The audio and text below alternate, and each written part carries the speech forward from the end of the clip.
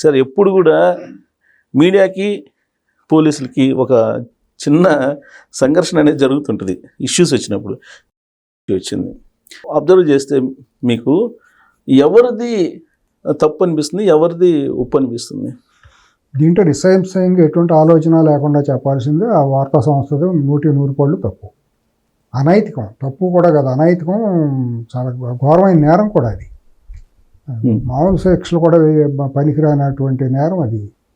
ఏమంటే ఏ తమాషాలు అనుకుంటున్నారా వీళ్ళు? ఏమనుకుంటున్నారు? వార్తా సంస్థ పెట్టేసి మాఫియా డ్యానల్ లాంటి నడుపుతున్నారు వీళ్ళందరూ హైదరాబాద్లో. ఒక్కొక్కడు ఏదో న్యూస్ ఛానల్, యూట్యూబ్ ఛానల్ పెడుతున్నాను, మాఫియా అందరూ తయారై జర్నలిస్టులని కార్డులు వేసుకుండా తయారవుతున్నారు. వీళ్ళందరికీ ప్రెస్ క్లబ్లోనూ ప్రెస్ కౌన్సిల్ అక్రిడిటేషన్ ఎట్టేస్తున్నారు, నాకు అర్థం కాదు సుబ్బారావు గారు. ఇక్కడ మీరు జర్నలిస్టులను తప్పడుతున్నారా, మీడియా సంస్థను తప్పడుతున్నారా? సంస్థ అన్నీ ఒకటే. ఇప్పుడు నేనేది జర్నలిస్ట్ అంటే చాలా విలువైంది, ఫీల్ వేరు.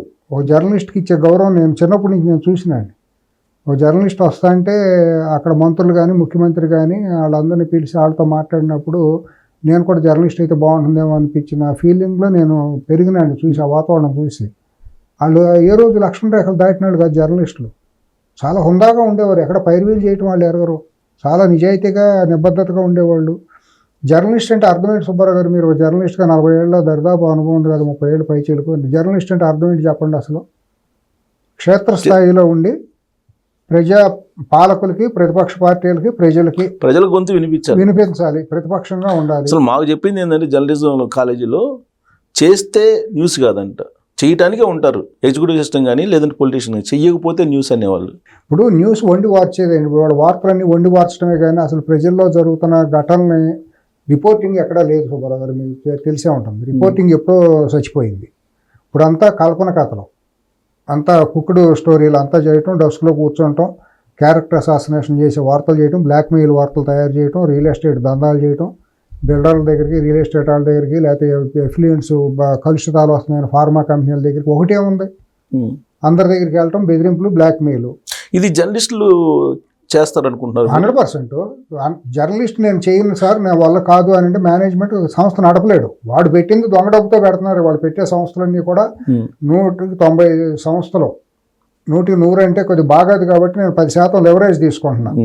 ఉన్నాయిలేండి, అశ్వత్థామ హతహ కుంజరహ అని అనాలి కాబట్టి నేను కూడా అట్లా అంటున్నాను. ఎట్లా వచ్చారండి? ఎటువంటి నైతికతతో వాళ్ళు మీడియా సంస్థ స్థాపించారో మనకు తెలియదా? వీళ్ళు వచ్చి చేస్తున్నది ఏంటో బాగోతాలు తెలియదా? ఇవాళ 2 రాష్ట్రాల్లో, హైదరాబాద్లో ప్రధానంగా ఎక్కడన్నా మీరు చిన్న ఒక 200 గజాల స్థలం కొనుక్కుని ఇల్లు కట్టుకోవడానికి అక్కడ చిన్న రేకులు కట్టండి, బ్లూ షీట్లు కడతారు కదా, లేకపోతే రోడ్డు మీద ఇసుకపోయింది, రాబందులు గెద్దలాగా వచ్చి వాలిపోతారు మాకెంత అని చెప్పి. ఏంటండి ఇది జర్నలిజం అంటాం దాన్ని? ప్రతి ఒక్కడు ఒక అటవైన ఎదవా తీసుకొచ్చి వాళ్ళ చేతిలో ఫోన్ ఉంటే ఒక యూట్యూబ్ ఛానల్ అంట, ఆడో జర్నలిస్ట్ అంట. జర్నలిస్ట్ అసోసియేషన్ ఏం చేస్తుందని నేను సూట్ కడక తెలుసుకున్నాను. మీ జర్నలిస్టుల అసోసియేషన్ ఉంది కదా, మీకు కళంకితం కాదా ఇది? నిబద్ధతగా నిజాయితీగా చేసిన జర్నలిస్టులకు మచ్చ కాదు ఇది? తలవంపు కాదు ఇది? కానీ ఇప్పుడు జర్నలిస్టులకి తలవంపు అనేది నిజమే ఇలాంటి సంఘటనలు జరిగినప్పుడు. కానీ ఆ దిశగా ఎవరు నెట్టబడుతున్నారు? వీళ్ళకై వీళ్ళు చేస్తున్నారా లేదంటే చెట్టు ముందా అన్నట్టు మనం చర్చ అవుతుంది సుబ్బారావు గారు. ఇప్పుడు తప్పనిసరి పరిస్థితులు ఇప్పుడు మీరు ఉన్నారండి, మధ్యతరగతి చిన్న కుటుంబాల నుంచే వచ్చిన జనరల్గా జర్నలిస్టులుగా ఉంటారు. బాగా చదువుకుని లేకపోతే ఉన్నతంగా ఉండి వేరే వ్యాపారాలకు వెళ్తారు, కానీ జర్నలిజంకి వచ్చి చేసేంత ఎవరు ఉండరు కదా పాపం.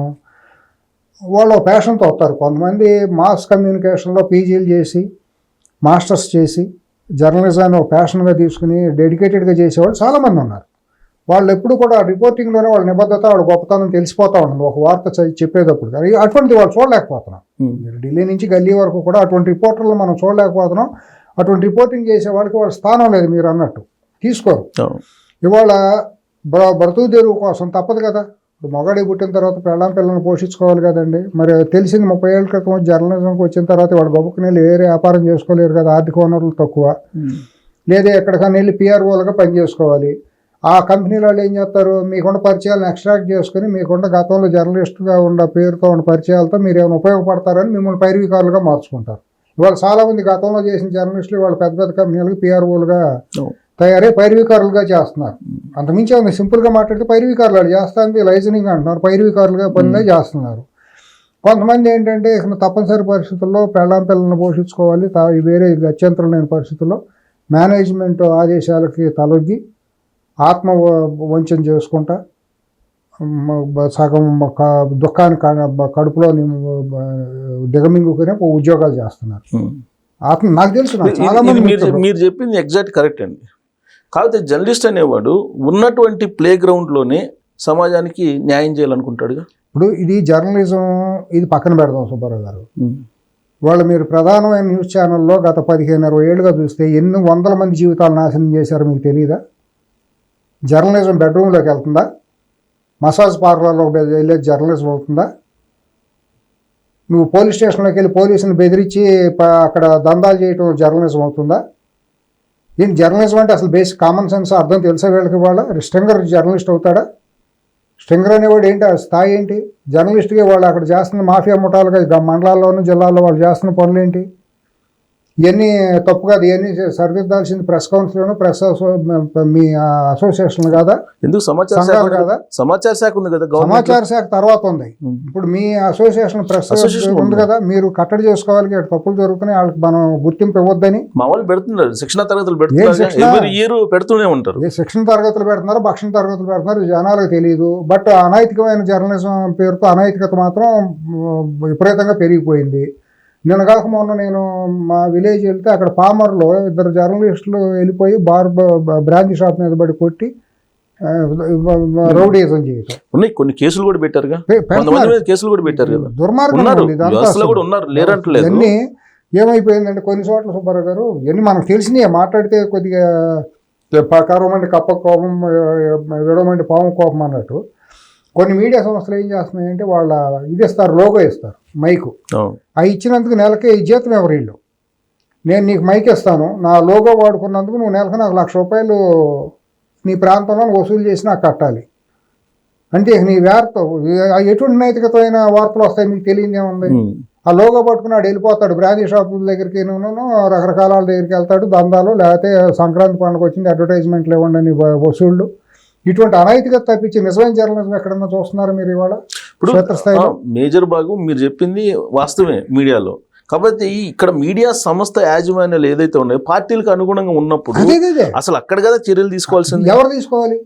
ఇప్పుడు వాళ్ళకి ప్రధానమైన ఆయువు పొట్టు ఎవరు?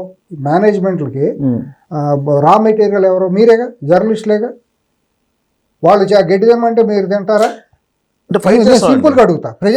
లేదు ఫైట్ చేస్తాం డెఫినెట్గా. ఎందుకంటే నేనే చెప్తా, నేను 3 ఇన్సిడెంట్లు చెప్తాను. ఇదే చెబుతాను. నిన్న వేసిన వార్త మీరు చూసే ఉంటారు, నేను చూసా. దిగ్భ్రాంతికి గురయ్యా. ఇప్పుడు ఐఏఎస్ఆ, ఐపీఎస్ఆ, లేకపోతే ఒక క్లర్క్ ఎవరైనా పక్కన పెడతాను, మంత్రి, ఇవన్నీ పక్కన పెడతామండి. ఒక వ్యక్తికి స్వేచ్ఛ ఉంటుంది సుబ్బారావు గారు. మీ వ్యక్తిగత లైఫ్ ఉంటుంది. మీడియా సంస్థ యజమానికి వ్యక్తిగత జీవితాలు లేదా? తనకి తల్లి, పెళ్ళాం, చెల్లి, అక్క, అందరు కూతురు అందరూ ఉంటారుగా. అది ఆలోచించుకోవాలిగా. మనం ఎటువంటి వార్త వేస్తున్నామో అది దాని మూలాన పర్యవసానాలు ఎట్టా ఉంటాయి, ఎటువంటి కుటుంబాలు బజారున పడతాయి అని ఇంగిత జ్ఞానం ఉండాలి. కడుపు ఆనందం తినేవాళ్ళు. కొన్ని మేనేజ్మెంట్ యజమానికి తెలియదు, చైర్మన్కి, ఎండీకి తెలియదు. ఆ సీఈఓ ఎవరు ఉంటారుగా, కొన్ని చీఫ్ ఎడిటర్ ఎవరు ఉంటారుగా, డెస్క్ ఇన్ఛార్జ్ ఉంటారుగా, డెస్క్లో రాసేవాడు ఒకడు ఉంటాడుగా. డెస్క్లో రాసినప్పుడు ఏమంటే ఇది వార్త రాస్తే తప్పు అవుతుందండి, నాకు కష్టం అవుతుందని ఆడికి రాసినట్టు బుద్ధి జ్ఞానం లేదా? రాసిన తర్వాత అప్రూవ్ అయ్యేటప్పుడు డెస్క్ ఇన్ఛార్జ్, బ్యూరో చీఫ్, లేదా అవుట్పుట్ ఇన్పుట్ వాళ్ళు చూస్తారు కదా. మీకున్న పరిజ్ఞానం అంతా నేను చెబుతున్నా. తర్వాత సీఈఓనో లేకపోతే ఎవరో చూస్తారు కదా, ఈ వార్త వేస్తున్నాం, ఇంపార్టెంట్ ప్రైమ్ టైంలో వేస్తున్నామని. తర్వాత చైర్మన్కి తెలియాలి కదా ఇటువంటి వార్త వేస్తున్నాం, ఒక మంత్రి మీదను, ఒక ఐఏఎస్ని మనం ఐపీఎస్ని ఉద్దేశించి మాట్లాడుతున్నప్పుడు దీని పర్యవసానాలు ఉంటాయి. అంత రూలింగ్ పార్టీ ఉన్న చోట అన్నప్పుడు అంటే వీళ్ళేంటి, మేము ప్రభుత్వాన్ని బ్లాక్మెయిల్ చేసేస్తాం. గత 2 ఏళ్ళుగా నేను చూస్తున్నాను మీడియాలో రేవంత్ రెడ్డి అనే ఆయన్ని ఒక పనికిమాలిన వ్యక్తిగా తయారు చేయాలని కంకణం కట్టుకున్నట్టు హైదరాబాద్లో ఉన్న ప్రధాన మీడియా సంస్థలు చాలా వరకు పనిచేసినాయి. ఇప్పుడు మీరు చెప్పిన ఎపిసోడ్లో మీరు కింద నుంచి వచ్చారు. నాకున్నటువంటి 30 సంవత్సరాల పైగా అనుభవంలో మీరు చెప్పింది పైనుంచి వస్తుంది. ఇలాంటి న్యూస్ కింద నుంచి రావు. నాకు తెలిసినంత ఇది ఎట్టి పరిస్థితుల్లో గ్రౌండ్ రిపోర్ట్ నుంచి వచ్చే జర్నలిస్టుగా నిజాయితీ నిబద్ధత కలిగిన జర్నలిస్ట్ ఇచ్చే రిపోర్టింగ్ కానే కాదు. ఒకవేళ అటువంటిది గాసిప్ ఉన్నా కూడా దాని తెర మీదకు రాదు. 3వ వ్యక్తి ఉండగా కూడా మాట్లాడరు. ప్రతి మనిషికి వ్యక్తిగత జీవితాలు ఉంటాయండి, 100 ఉంటాయి. ప్రైవేట్ జీవితాల్లో మనం ఎవరు ఈ న్యూస్ మీడియాకి సంబంధించిన హైయర్ అఫీషియల్స్ లేదంటే మేనేజ్మెంట్కి తెలియకుండా 100% తెలిసే జరుగుతుందండి. దీని వెనకాల చాలా కుట్ర ఉంది. ఆ కుట్ర మొత్తం బయట తీయడానికి రేపు ఆ సిట్ అనేది దర్యాప్తు వస్తే మొత్తం అందరూ బయటకు వస్తారు. ఇప్పుడు నేను లేను, నాకు సంబంధం లేదని తప్పించుకోవడానికి యజమానికి ఎటువంటి ఇది కుదరదు. ఏమండి, సీఈఓ నువ్వు గాడిదలు కత్తావా జీతం తీసుకుని? నువ్వు నీ దందాలు ఏంటో తెలియదా? సీఈఓ అల్టిమేట్ సీఈఓ కాదండి, కాకపోయినా నువ్వు బాధ్యత. యాజమాన్యాలు సీఈఓ అనేది బొమ్మ. అందరూ వస్తారండి. రేపు సీఈఓ చెబుతాడు ఆయన ఏమన్నాడు నేను వేసానండి అని. రాదర్ ఇన్వెస్టిగేషన్లో పోలీసులు కనుక నిజాయితీగా చేస్తే మొత్తం అన్ని ఉగ్గుపాలతో సహా కక్కిస్తారండి. దీని వెనక ఒక కర్త కర్మ క్రియలు ఎవరున్నారు, వాళ్ళకి ఎవరు చెప్పారు, ఇటువంటి గాసిప్స్ చెప్పారు, ఇంకోటి చెప్పారా, అన్నీ బయటకు వస్తాయండి.